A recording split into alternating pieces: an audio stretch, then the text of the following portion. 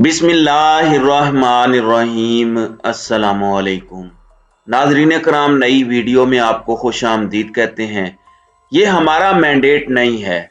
नए army chief general Asim Munir का साफ इनकार।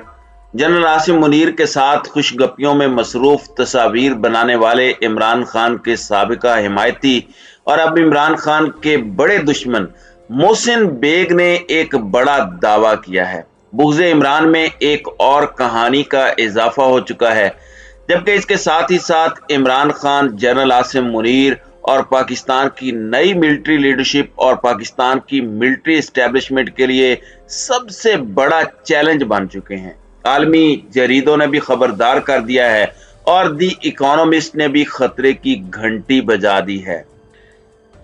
इस वक्त सूरत हाल क्या है, इस पर हम आज की वीडियो में बात करेंगे। नाज़रीन कराम, इस वक्त पाकिस्तान की अफवाज की नई लीडरशिप ने मैदान संभाल लिया है और जिस तरह से मैं ये बात इससे पहले बहुत दफ़ा कर चुका हूँ कि इससे पहले जितने चीफ्स आए हैं उन्होंने अपने दौर में या अपनी ज्वाइनिंग पर बहुत से बड़े चैलेंजेस फेस किए।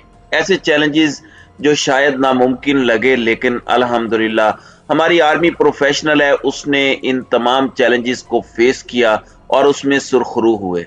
कोई चीफ आता है तो भारत के साथ कोई महाज खुला होता है, कोई चीफ आता है तो दहशत गर्दी का इफरीत सर पर होता है और कोई चीफ आता है तो अफगान वार हम लड़ रहे होते हैं। लेकिन जनरल आसिम मुनीर के लिए इस वक्त जो प्रीवियस लीडरशिप है या पिछले 8 महीने में बहुत ज्यादा वजन छोड़कर जनरल बाजवा गए हैं, वो बड़ा मुश्किल है और इस दफा चैलेंज अपनी ही आवाम का है। और अब पूरी दुनिया के अंदर ये बातें हो रही हैं। द इकोनॉमिस्ट एक ब्रिटिश वीकली न्यूज़पेपर है और एक बड़ा current affairs, international business, politics और टेक्नोलॉजी के ऊपर बात करता है और ये 1843 से पब्लिश हो रहा है और उस अखबार में एक आर्टिकल छपा है, उस पर भी आना है। और जनरल आसिम मुनीर और इमरान खान के दरमियान जो पहले दिन से खलीज पैदा करने की और मार्केट में कुछ थ्योरी जो आ रही थी कि उनके दरमियान ये इख्तलाफात हो सकते हैं, उनका भी तफसीली पोस्टमार्टम करना है। नाज़रीन कराम, सबसे पहले द इकोनॉमिस्ट का जायजा ले लेते हैं। द इकोनॉमिस्ट लिखता है कि Pakistanis turn against the army, यानी पाकिस्तानी अपनी ही फौज के मुखालिफ खड़े हो गए। General Asim has opportunity to mind his on business, यानी जनरल आसिम के पास एक मौका है कि वो अपना काम करें बस। अब यहाँ पर मैं ये समझता हूँ कि इसका जो टाइटल है इससे मुझे बहुत ज्यादा इख्तलाफ है। पाकिस्तानी अपनी फौज के खिलाफ नहीं खड़े हुए। पाकिस्तानी पिछले 8 महीने में बहुत से हर्ट जरूर हुए किसी शख्स की या किसी एक स्पेसिफिक ग्रुप की पॉलिसी से इख्तलाफ की बिना पर। मेरी फौज से मुझे कोई इख्तलाफ नहीं हो सकता।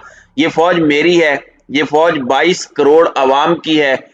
ये हमारे अपने फैमिली के घरों से लोग जाते हैं, फिर जवान लाशें उठाना और एक जवान की लाश, एक शहीद के जनाजे का कर्ज हम नहीं चुका सकते। 22 करोड़ अवाम मिलकर उसके अहले खाना के सामने।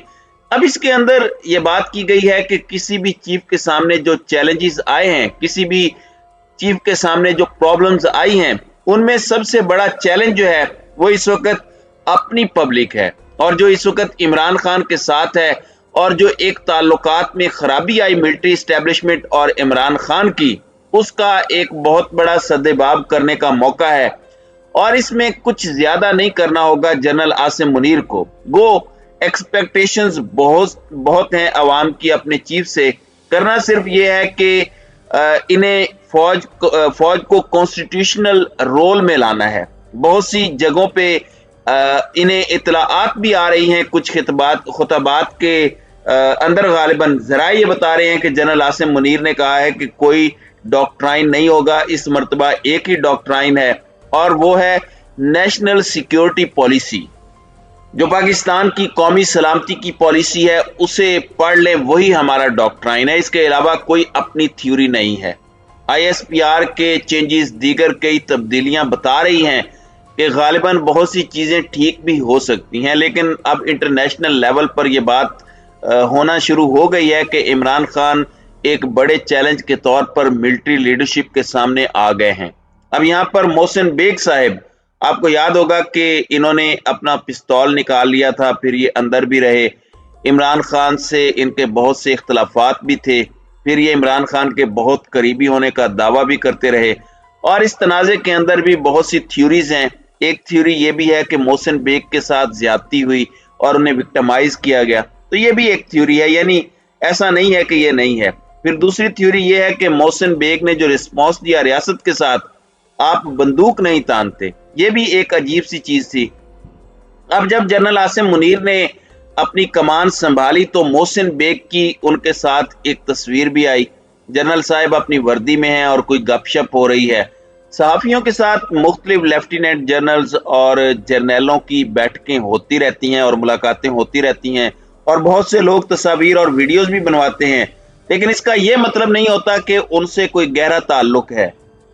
اب محسن بیگ نے ایک بات کی ہے، دیکھیں خان صاحب نے جنرل عاصم منیر کو D G I S I کے عہدے سے ہٹایا، بشرا بی بی، فرح گوگی، گھڑی، ہیروں کا ہار کا کیس، پھر ریسنٹلی کہ جنرل عمران خان جنرل عاصم منیر کا نام سمری سے نکلوانا چاہتے تھے، پھر یہ تھیوری کہ صدر مملکت نے عمران خان کی ٹیلی فونک گفتگو کروانا چاہی جنرل عاصم منیر سے، مگر جنرل عاصم منیر نے نہیں کی۔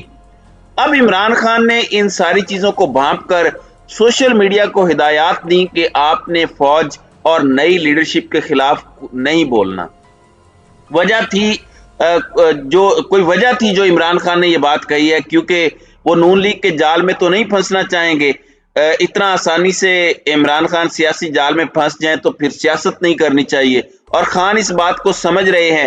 اب بغض عمران میں ایک نئی تھیوری مارکیٹ میں لانچ کر دی گئی ہے، میں آپ کو سنوا دیتا ہوں جو محسن بیگ صاحب کہہ رہے ہیں، یہ ذرا سنیے گا۔ سرکار جو ہے وہ ظاہر ہے بشرا بی بی کی کچھ کرپشن کے بارے میں، کیا ایک صرف یہی کہانی ہے یا آپ کے نالج میں کچھ اور بھی چیزیں ہیں جن کی وجہ سے عمران خان صاحب کے عاصم منیر کے ساتھ اختلافات؟ آپ نے دیکھ لیا جی انہوں نے اداروں کو کس طریقے سے استعمال کیا اور کس طریقے سے وہ مسلسل جو ہے اپنے عزائم کے لیے اداروں کو استعمال کر رہے تھے۔ اس میں تقریباً سارے ہی ادارے ہیں، ایف آئی اے ہے، نیب ہے، انٹیلیجنس ایجنسیز ہیں اور عدلیہ کے کچھ لوگ تھے۔ تو نیچرلی ایک پروفیشنل آدمی جو سمجھتا ہے کہ ہمیں کسی غیر قانونی کام یا کسی آؤٹ آف وے جا کے کسی کے لیے ایسا سامان پیدا کرنا، جیسے کہ بعد میں ثابت ہوا کہ فیض صاحب نے جس طریقے سے لوگوں پہ کیسز بنوائے، انوالو ہوئے، ہر چیز میں انوالو ہوئے۔ اور آپ کو ایک اور بات بتاؤں، یہ جو سلیکٹڈ کا لفظ بھی آیا ہے یہ بیکاز آف فیض صاحب کی وجہ سے آیا۔ خان صاحب کو لوگوں نے کہا کہ سلیکٹڈ ہے، کیونکہ وہ ہر چیز کا کریڈٹ بھی خود لے رہے تھے کہ جی یہ بھی میں نے کیا، وہ بھی میں نے، کہ ایک انٹیلیجنس ہیڈ کو، اتنی ریپیوٹیبل ایجنسی کے ہیڈ کو یہ کام زیب نہیں دیتا کہ وہ آپ اتنا اوپنلی یہ سارے کام کریں اور لوگوں کو پھر بتائیں۔ تو ایسی صورت میں انہوں نے عمران خان کو بھی جو ہے وہ بدنام کیا، اور عمران خان نے نیچرلی ان کو بھی ڈیمیج کیا، فیض صاحب کو، کیونکہ ان سے یہ کام نہیں لینے چاہیے تھی۔ اور جب عاصم منیر صاحب ہیڈ تھے تو انہوں نے سمپلی نہ کی کہ یہ کام ہمارا نہیں ہے، یہ ہمارے مینڈیٹ میں نہیں ہے۔ مطلب یہ تھوڑی ہو سکتا ہے آپ کسی پہ 14 کلو ہیروئن ڈال دیں، یہ کام ہے آپ کا کہ ایک بندے کی پولیس کرنے کے لیے۔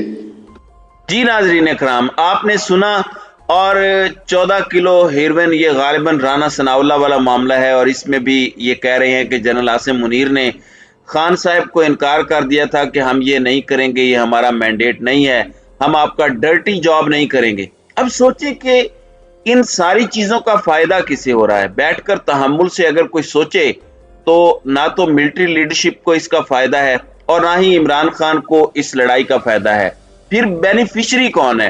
اگر آپ یہ جان لیں تو آپ کو سب سمجھ آ جائے گا کہ یہ ساری تھیوریز مارکیٹ میں کیوں آ رہی ہیں۔ تو ناظرین اکرام، آپ کی اس ویڈیو کے حوالے سے کیا رائے ہے؟ آپ اپنی رائے کا اظہار کامنٹ سیکشن میں ضرور کیجئے گا۔